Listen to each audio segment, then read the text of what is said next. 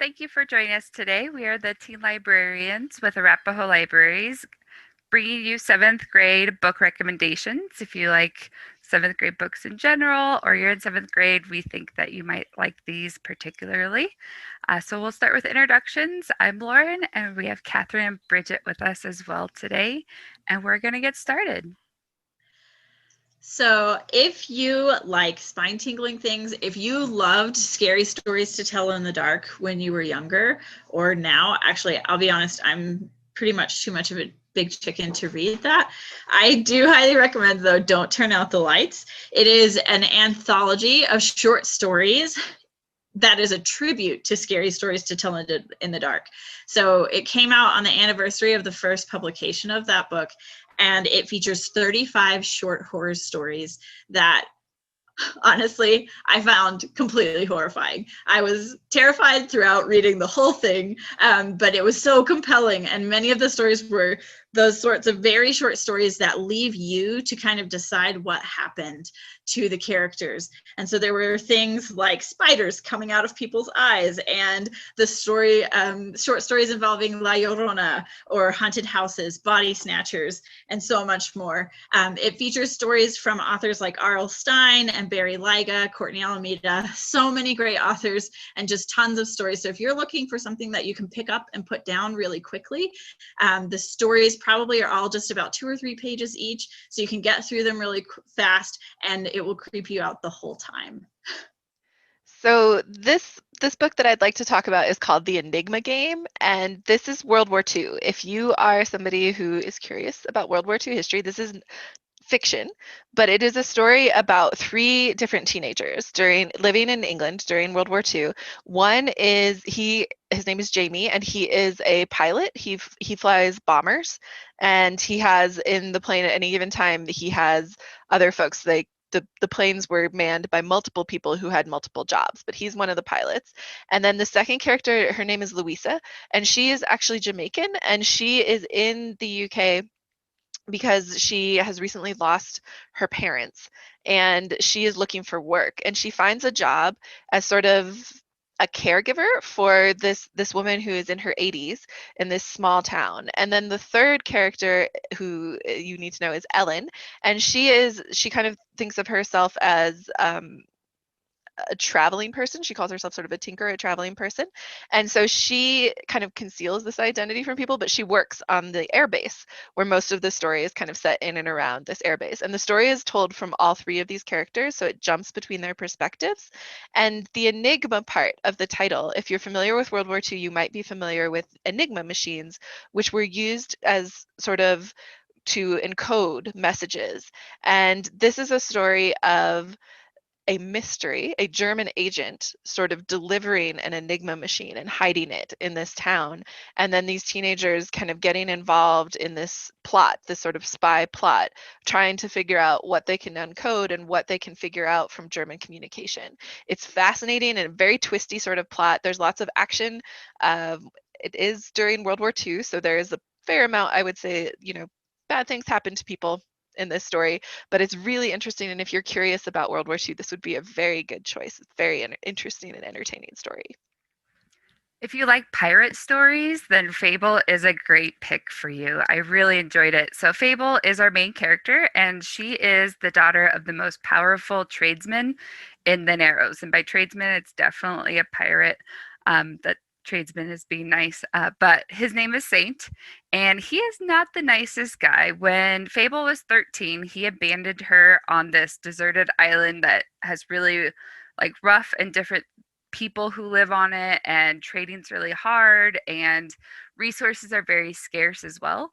Just to give you a picture of what kind of guy he is. And so Fable's been fighting her way to stay alive, trying to get off the island. She's now 17, and finally she's convinced a captain of a ship called the Marigold that she's been doing trades with to help her out. Mind you, just the captain's convinced. The rest of the crew is a little leery. They have secrets that they're keeping that they feel like she's able to catch on with.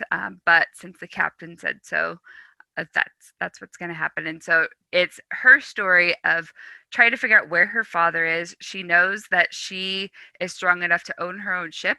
She doesn't want anyone to know who her father is, though. So while she's trying to find him, she's also trying not to let on why.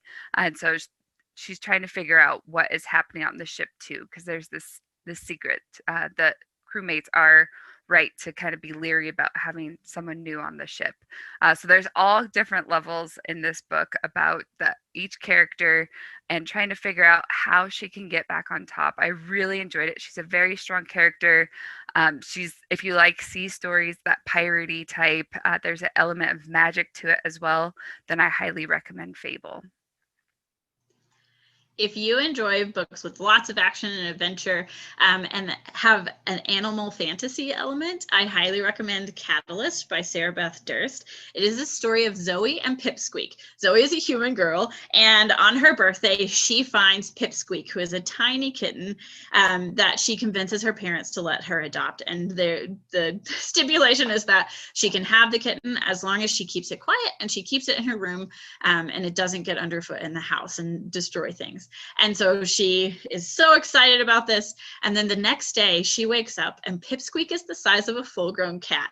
She doesn't know what's going on. Pipsqueak was definitely just a few days old yesterday. And now she is like 4 times the size that she was. She looks like she's an adult.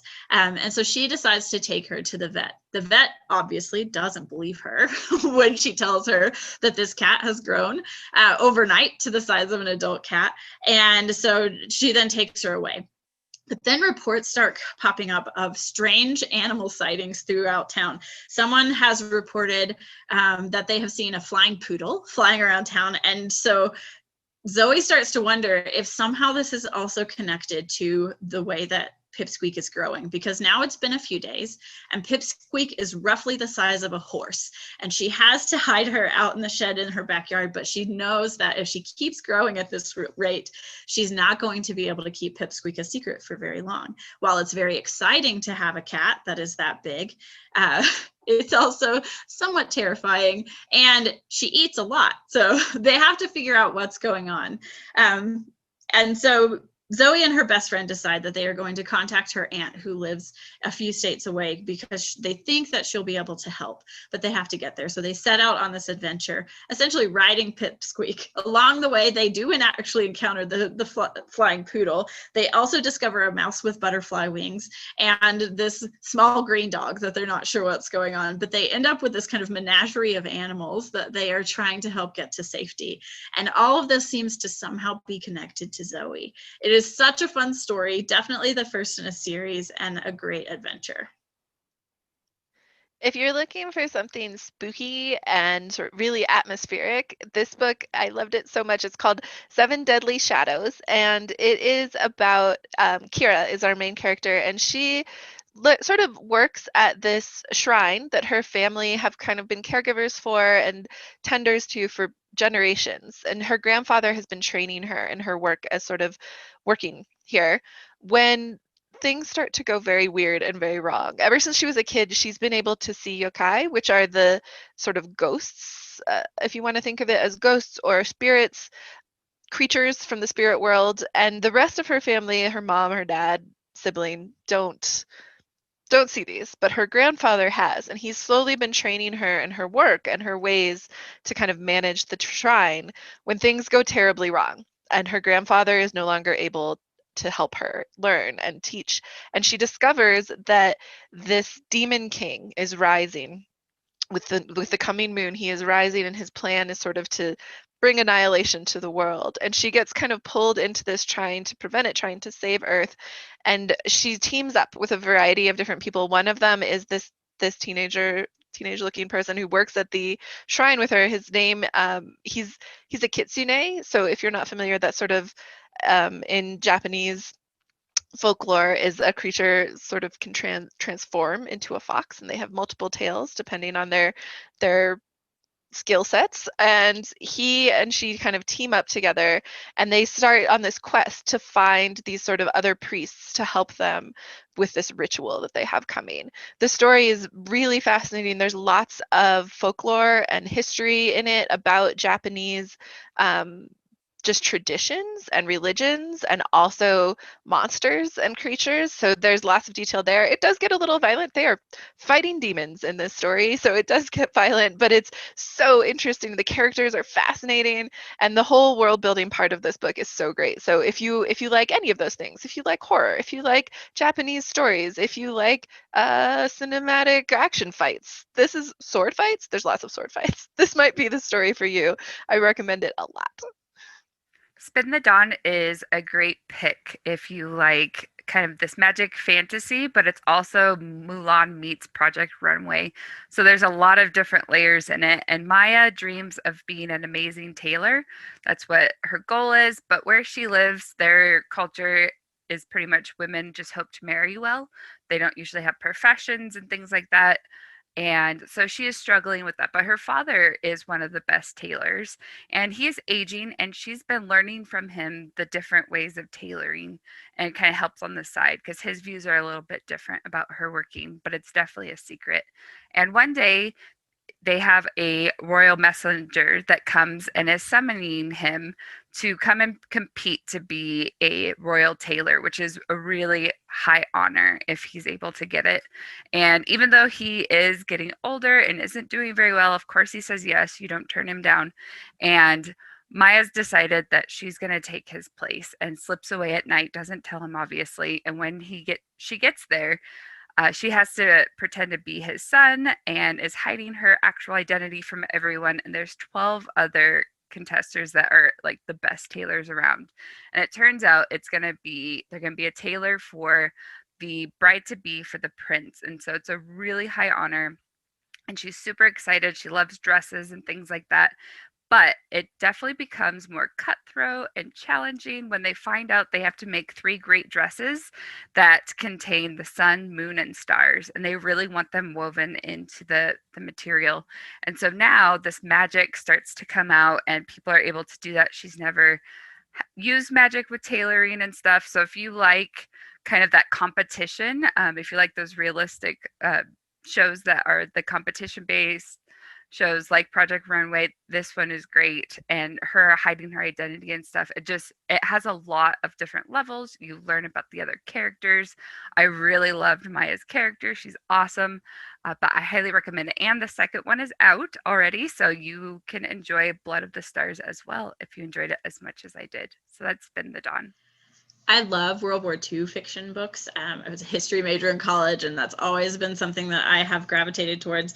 And The Paper Girls of Paris was one of the more unique and really well done World War II fiction books that I've read that is set in France. So the story actually starts off in present day. It follows Alice. Alice and her family have gone to Paris for the summer because her grandmother's just passed away. And in her will, she left Alice this apartment in Paris that no one knew existed. And what they discover when they get there is that this apartment basically hasn't been touched since World War II. It was locked up and no one ever went back. And Alice is really curious about what happened. And what she discovers is this mystery that starts to unfold around her grandmother and her grandmother's sister, Adeline. And what she discovers is that they had this split and they actually never reconciled because her grandmother believed that her sister was a Nazi sympathizer and was actually helping the Nazis to take over France and in their efforts there.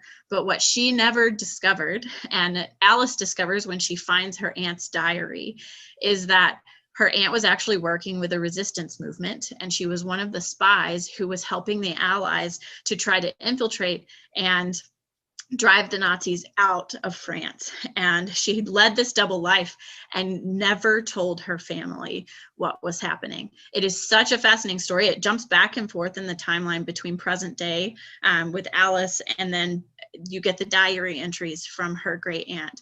I highly recommend it if you like spy stories or you want a slightly different look at World War II. That's The Paper Girls of Paris. I want to talk about this graphic novel, Ronin Island, and this is a really good choice if you are remotely interested in samurai, post-apocalyptic stories, and or zombies altogether, or graphic novels. This one was really entertaining, has a very sort of action-y feel to it, and it's set on this tiny island near Japan. And in this story, in this world, something happened 30 years in the past. They call it the kind of Great Wind. And so Japan, Korea, and China, people died all over. Whatever this terrible thing was, it poisoned lots of people. They all dead, and there's this little enclave left on this island who have survived. They're doing well. They have people from all different walks of life, and they work together. And the two main characters are these teenagers. One, he's the son of a samurai who is dead. His dad is dead, and the other is this girl who's sort of the daughter of Korean farmers. And so the two of them are kind of rivals a little bit because they compete in various activities and they kind of play off of one another. They know each other really well, but they're a little competitive is probably the best way to put it. But one day, a ship shows up on their island, and it's bearing the flags of the shogun, who, as far as everyone knows, 30 years ago died and the shogun ended. And so the island starts to kind of talk with these newcomers, and they discover that there's a threat that has been sort of rampaging on the mainland, and it has now reached their island. And these creatures, these giant sort of strange creatures that can't be killed, attack. And the story from there takes off with our two main characters trying to figure out what's going on, trying to save their village, and then kind of traveling with the shogun with the shogun's envoys back to meet him and try and navigate, like, what do you do now with this new threat, which they don't call them zombies, but as a reader I was like, these are definitely zombies. So there's mystery elements. Where did they come from? What happened in the past? It's got this post-apocalyptic feel. The art is really good. If you're a fan of sort of Avatar or The Legend of Korra, you might enjoy this art as well. It's really beautifully done. And this first volume doesn't quite leave you on a cliffhanger, but it makes it clear that there's more story to come. So give it a try. The Bone Houses is a great pick if you like a mystery that definitely has this horror kind of twisty feel to it. It also mixes in Welsh mythology, which I really enjoyed. And it's about Ren. She's our main character, and her job, like her family's job in the town of Colburn where they live, is to keep the graveyard up to date. Like, make sure the gravestones are clean, make sure it's all taken care of. They take care of funerals and things like that. And after her parents have passed away, she is left to run it herself. It's passed down to her. And as she's kind of learning about it a bit more, she realizes it's not as it appears. The job isn't, because in Colburn, not everything that is buried stays buried. There's these things called the bone houses, essentially zombies, that come to life, and there's a certain way that you have to take care of them in order to keep them to get make them disappear again, essentially. So I will warn you, there is a content warning that it does get a little bit graphic when she gets to that point. But it's her story of figuring out how to keep the town safe from these bone houses. And as she's doing that, she runs into someone named Ellis, and he's a map maker that's lost, which kind of seems confusing because he should know what he's doing if he's making maps and things. And it's their story of he actually has a side journey that he is working on. He wants to find this place, and she's not familiar with it, which is unusual because she's been everywhere in the forest as far as she knows. And so it's a really creepy, kind of twisted story of what is happening and where they're going in the forest and things. So if you like a book that has a lot of adventure and this creepy element and has essentially zombies in it called Bone Houses, it's really fantastic. I really devoured it very quickly. It's definitely something you want to just keep reading and figure out what's happening. All right, so that concludes our book talks for this month, but we look forward to seeing you again soon. And hopefully you found something that you want to place on hold and you enjoy it as much as we did. Have a good day. Bye. Bye.